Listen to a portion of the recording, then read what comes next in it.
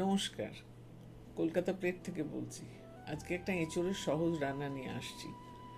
রান্নাটা যাতে একদম মাংসের মতো খেতে লাগে, তাই কিভাবে রান্না করি সেটা আপনাদের সাথে খুব শেয়ার করতে ইচ্ছে করলো। বিশেষ কিছু লাগে না, এঁচোড় আলু অবশ্যই লাগে, আর পেঁয়াজ। এর সঙ্গে জিরে, ধনে, গোটা গরম মশলা, গুঁড়ো গরম মশলা একটুখানি, লঙ্কা, হলুদ, তেজপাতা। আর লাগে টক দই, ঘি, আর একটু কাজু পোস্ত বাটা দিলে ভালো হয়। আলুগুলো বড় বড় করে কেটে নেবেন, আর এঁচোড়ও বড় বড় টুকরো করে কেটে রাখবেন।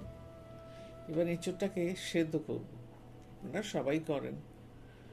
আর দইটাকে ভালো করে ফেটিয়ে রাখবো।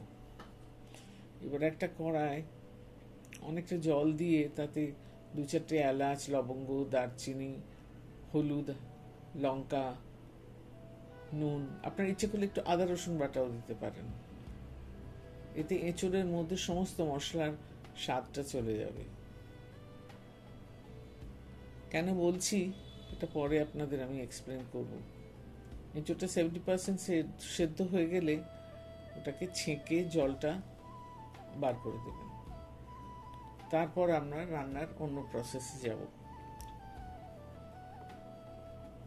কড়াটা পরিষ্কার করে নিয়ে বেশ খানিকটা সর্ষের তেল দিয়েছি, তাতে পেঁয়াজগুলো লাল লাল করে ভেজে নেব।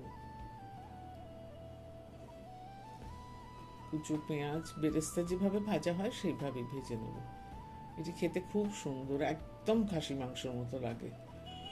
পেঁয়াজগুলো ভেজে তুলে নেব, তাতে আলুগুলো ভাজবো। আলুগুলো কিন্তু ধিমে আছে অনেকক্ষণ ধরে ভাজবো, যাতে আলু প্রায় সেদ্ধ হয়ে যায়। পুরোটা হয়তো হবে না, কিন্তু তবু আলুও 70% সেদ্ধ হয়ে যাবে। আলু তুলে নিয়ে এঁচড়গুলোকে ভাজবো। এঁচড়ে তো মশলা, নুন সবই আছে। এবার এঁচড়গুলো একটু হালকা লাল লাল করে ভেজে নেব। এরপরে একটা ট্রিক আছে, সেটা আপনাদের আমি শেয়ার করতে চাই। এঁচড়গুলো ভাজা হচ্ছে, দেখুন গায়ে লাল লাল রং ধরে গেছে। এবার আস্তে আস্তে এঁচড়গুলো তুলে নেব। ইতিমধ্যে কিন্তু আমি জিরে, ধনে, লঙ্কা, একটুখানি আদা রসুন সব গুলিয়ে রেখেছি। এবার এই গরম মশলা ফোড়ন দিয়ে আমি এই ঝোলটা ঢেলে দেবো।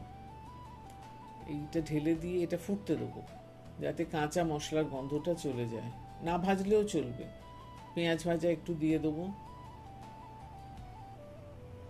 এইবার সেই ট্রিকটি, এঁচড়ের গায়ে চিজ স্লাইস আটকে দেবো। গরমে ওগুলো গলে গলে এঁচড়ের গায়ে একদম আটকে যাবে। দেখুন চিপটে চিপটে আটকে যাচ্ছে। আপনার ইচ্ছে করলে 2টোও দিতে পারেন, 3টেও দিতে পারেন। আমি একটু কম দিয়েছি। এরপরে এই ফ্যাটানো দইটা দিয়ে দেবো। এই সময় কিন্তু গ্যাসটা একটু কম থাকবে। আমার দইয়ের মধ্যে একটু ময়দা দেওয়া আছে, আপনাদের বলতে ভুলে গেছি। একটু ময়দা দিয়ে ফেটিয়ে দিচ্ছি, তাতে কিন্তু দইটা ফাটে না। আপনি যদি জোরেও ফোটান, দই ফাটবে না। এবার আলু দেবো। আর এই রান্নায় আমি আদা রসুনটা খুব কম দিই, কিন্তু খুব কম দিই। এবার পোস্ত আর কাজু বাটাটা দিয়ে দেবো, দিয়ে নেড়ে চেড়ে রান্না করব। আলু প্রায় সেদ্ধ হয়ে এসছে। আলু সেদ্ধ হয়ে গেলে তবে আমি এঁচড় দেবো, কেন এঁচড় আমি বেশিক্ষণ ফোটাবো না। দেখুন গায়ে কিরম চর্বির মতো এঁচড়, চিজগুলো মাপ করবেন, চিজগুলো লেগে আছে। একটু বেশি দিলে আরও ভালো লাগে, একটা যেন চর্বির আভাস পাওয়া যায়। এবার আরও একটু পেঁয়াজ ভাজা দিয়ে দেবো। লাস্টে সুন্দর রং আনার জন্যে, রিচ লুক আনার জন্য আমি একটা তড়কা দেবো। 2 চামচ ঘিতে কাশ্মীরি লাল লঙ্কার গুঁড়ো 1 চামচ দেবো। দিয়ে ওটা একটু হালকা গরম করব, জ্বালাবো না কিন্তু কালো হয়ে যাবে। ওইটাকে হালকা গরম করে আমার রান্না হওয়া এঁচড়ের ওপর আস্তে আস্তে ছড়িয়ে দেবো। দেখুন এবার একদম খাসি মাংসের ঝোলের মতো লাগছে না? খেতে কিন্তু খুব ভালো, রুটি, পরোটা, ভাত সব দিয়ে খাওয়া যায়। খেয়ে দেখুন। এখনও এঁচড় বাজারে পাওয়া যাচ্ছে, দেখুন কেমন লাগে। আমাদের তো খুব ভালো লাগে। ভালো থাকবেন। দেখার জন্য ধন্যবাদ। প্লিজ লাইক শেয়ার করবেন, আর যদি কিছু খারাপ লাগে, ভুল মনে হয়, প্লিজ কমেন্ট করবেন। আমি খুব খুশি হব। ধন্যবাদ।